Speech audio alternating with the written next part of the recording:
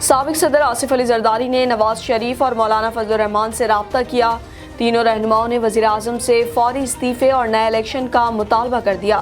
ذرائع کے مطابق سابق صدر آصف علی زرداری نے یوسف رضا گیلانی کی کامیابی یقینی بنانے پر نواز شریف اور مولانا فضل الرحمن کا شکریہ ادا کیا۔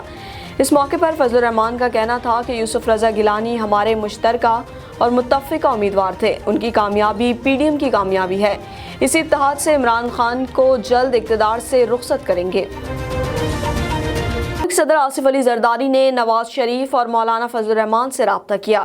تینوں رہنماؤں نے وزیراعظم سے فوری استعفے اور نئے الیکشن کا مطالبہ کر دیا۔ ذرائع کے مطابق سابق صدر آصف علی زرداری نے یوسف رضا گیلانی کی کامیابی یقینی بنانے پر نواز شریف اور مولانا فضل الرحمن کا شکریہ ادا کیا۔ اس موقع پر فضل الرحمن کا کہنا تھا کہ یوسف رضا گیلانی ہمارے مشترکہ اور متفقہ امیدوار تھے، ان کی کامیابی پی ڈی ایم کی کامیابی ہے، اسی اتحاد سے عمران خان کو جلد اقتدار سے رخصت کریں گے۔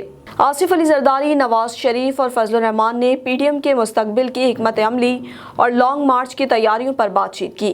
سابق صدر آصف علی زرداری نے کہا کہ ہم نے حکمت عملی سے حکومتی طاقتور امیدوار کو شکست دی ہے، حکومت کے اپنے اراکین ہم سے رابطے میں ہیں، وہ ان سے تنگ ہیں۔ تمام اتحادیوں سے مشاورت کے بعد پی ڈی ایم کے پلیٹ فارم سے چیئرمین سینٹ کے امیدوار کا فیصلہ کریں گے۔ یاد رہے سینٹ انتخاب کے بعد اپوزیشن ارکان کی تعداد 53 ہو گئی، جبکہ پی ٹی آئی اور اتحادیوں کی نشستیں 47 ہو گئیں۔ پی ڈی ایم میں شامل جماعتوں میں پیپلز پارٹی 20 نشستوں کے ساتھ سر فہرست ہے۔